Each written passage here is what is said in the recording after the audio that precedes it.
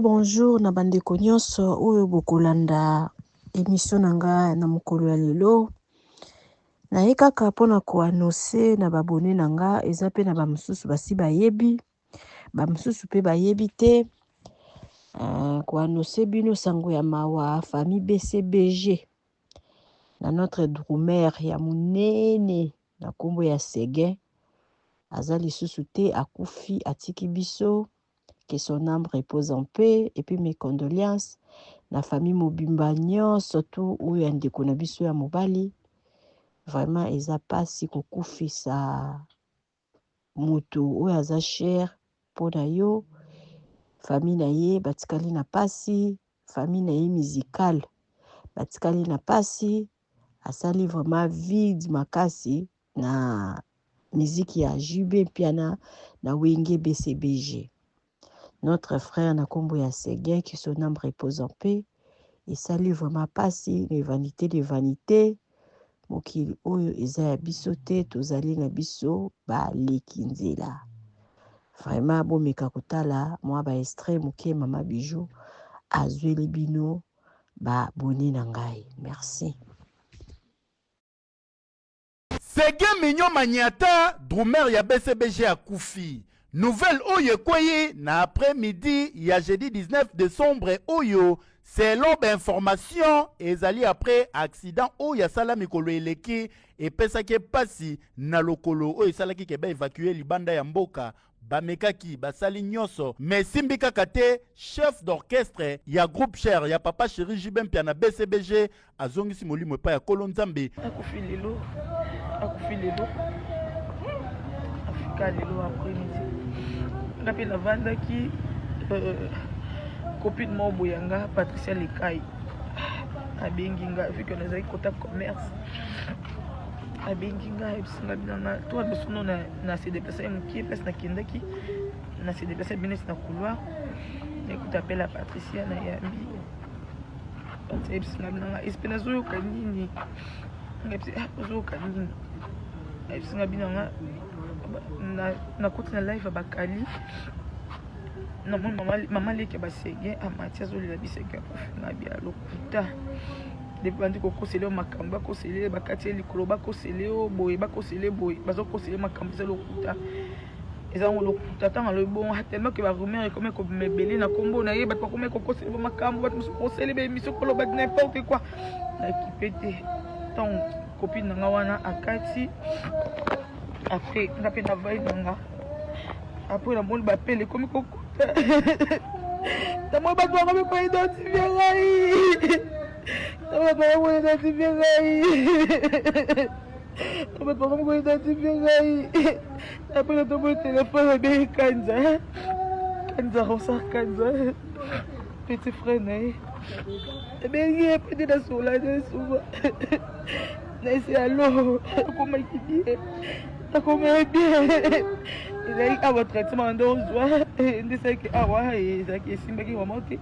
les papa chéri a joué qui décision tindé na end sango ya pasi oyo et touché ba fan nyonso ya bonne musique en général pe ba oyo ya BCBG en particulier pe etiki vide munene na groupe ya mokonza ba wenge papa chéri Jibem Piana Seguin Mignon Magnata oyo azalaki élément essentiel pe proche ya leader na ye papa chéri oyo babanda depuis wenge d'ensemble pe après dislocation ti lelo a évolué toujours pembeni ya Jibem Piana moto pamba molimo na ye epe manakimia ba sincère kondo malembe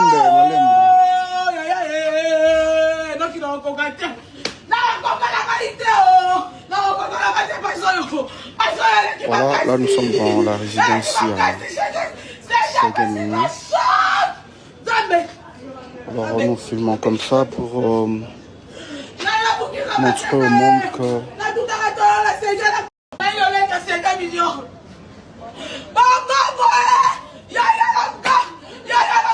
Malembe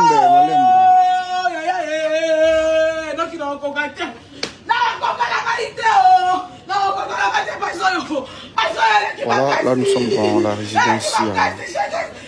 Seguin Mignon. Alors nous filmons comme ça pour montrer au monde que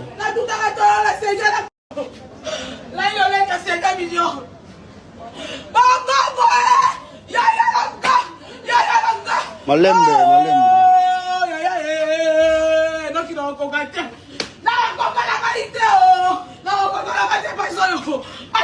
Voilà, là nous sommes dans la résidence Segemini. Alors nous filmons comme ça pour montrer au monde que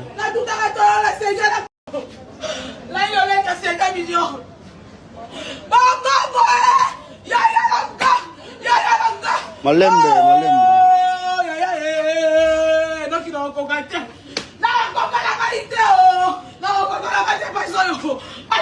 Voilà, là nous sommes dans la résidence Segemini. Alors nous filmons comme ça pour montrer au monde que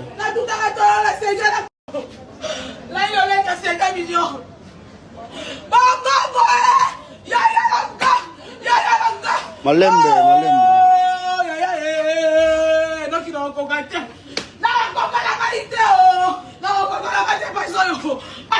Voilà, là nous sommes dans la résidence Segemini. Alors nous filmons comme ça pour montrer au monde que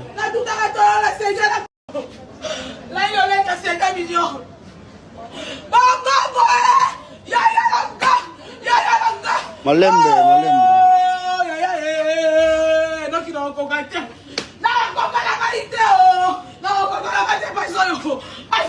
Voilà, là nous sommes dans la résidence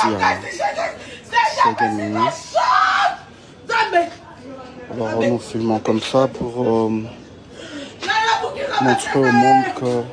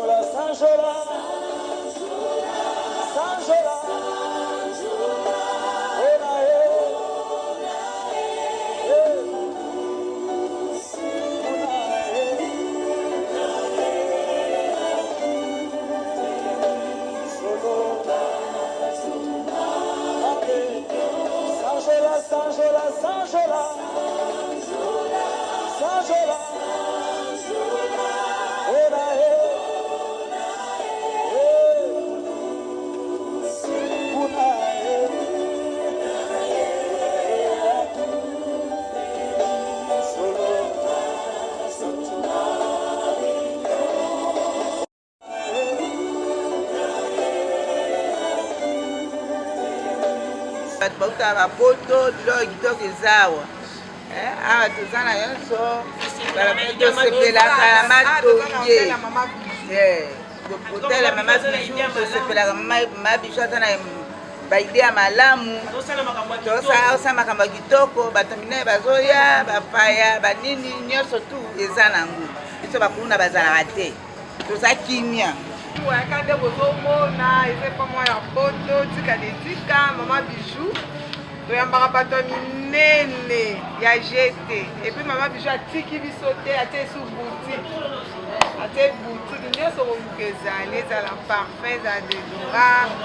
ezala masanga nyonso ezali chez mama bijou chez mama bijou soko oyi okolala kitoko eza te climatisé courant wow nyonso ezali chez mama bijou otaka bato bauta bipai na bipai bayoseretrouve pa mama bijou pa mama bijou kitoko wapi pa mama bijou mwa ezali mama bijou bayo ya matonge auberge na biso ezali wana mpona baséjour na bino botala ndenge mama bijou abongiseli bino place ya kitoko ya kolia place na biso ya détente toza na malewa oyo tolambaka kitoko na kati mama Nadine azozela bino botala tokoti na appartement numéro 5 oyo mama bijou alobaka chambre ya pamba chambre ya pamba na biso toza na douche debout ya propre toza na lit ya 2 personnes toza na climatiseur tokoti na appartement numéro 3 oyo pe lisusu ezali kaka chambre ya pamba na kati ya appartement numéro 3 eza na tv eza na frigo eza climatisé eza vraiment propre makasi botala toilette nango appartement numéro 5 oyo tokotaki liboso bomoni sikoyo tokoti na kati ya salon oyo tobenga yango appartement numéro 6 appartement numéro 6 oyo ekomaka 2 chambres na appartement numéro 5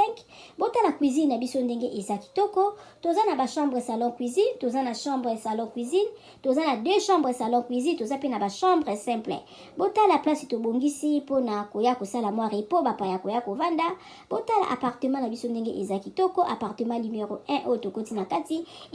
ezali appartement moko donc eza na rez-de-chaussée eza na $40 par jour soko koya kowumela mama bijou alobi kobanga te mama bijou asololaka na ye kitoko botala appartement na biso ndenge eza kitoko botali toza na salle à manger botali bakiti na biso ndenge ezali propre botali cuisine na biso ndenge eza kitoko ndako na biso eza kitoko sécurité eza assurée mama bijou alobi benga ngai okozala jamais d'ici botala ndenge mama bijou abongiseli bino appartement na biso mama bijou alobi mbangu nde pe malembe tokokoma botala mosala na biso ndenge ezotambola kitoko mama bijou alobi toza na problème ya mai te toza na problème ya courant te toza na départ unique toza na groupe tema na yo appartement na biso tobandi à partir ya $15 seulement ozwi chambre na yo ya kolala ya bien soki pe okoya kowumela koleka ba 3 mois chambre wana ya $15 tozora yango kaka na $10 balobi ya boye bozwi wapi soki kaka epa na biso na matonge na irebu A37 te mama bijou alobi solution eza epa na biso aboye nanu ezala te tosaleli bino boutique na kati ya auberge mama bijou alobi asali boutique na ye na kati ya auberge okoki kozala na posa ya komela vin okozwa vin na kati obosalaki mwa deodorant na yo na poto okomona deodorant na yo na kati ya auberge na biso mama bijou alobi obosanaki kado kobanga na yo te mama bijou azweli bino solution na kati ya auberge na biso oyo eza na matonge na irebu A37 botala ba ombia botala ba savon ya ombia ya mbuma ya ombia ya mai botala mama bijou atie ba maquillage na tie ba anti-age mama bijou alobi kobongisa loposo eza place mosusu te kaka na matonge na irebu A37 olingi osombela motu mwa montre ya kopesa motu kado okozwa na kati ya auberge na biso na boutique na biso oyo eza na matonge na irebu A37 mama bijou alobi biso nde makambo tala toza na ba maquillage toza na ba dentifrice okoki kobosana dentifrice na poto okozwa epa na biso tozali na ba papier mouchoir oyo ya original euti en direct na Allemagne botala toza même na ba bande hygiénique mama bijou alobi boutique na biso nde makambo boutique na biso eza na matonge na irebu A37 okoki kobosana na yo chargeur na yo na poto kobanga na yo te mama bijou atie tina ba chargeur mpona kocharge telefone mama bijou akanisi bino na nyonso toza na ba coton-tige toza na nyonso okoki kobosana eloko na poto kobanga te kaka place okolala place okosomba biloko epa na biso totekaka pirate te botala biloko na biso ndenge eza kitoko oza na posa kosala motu kado yo oza na yo na poto contacte mama bijou na numéro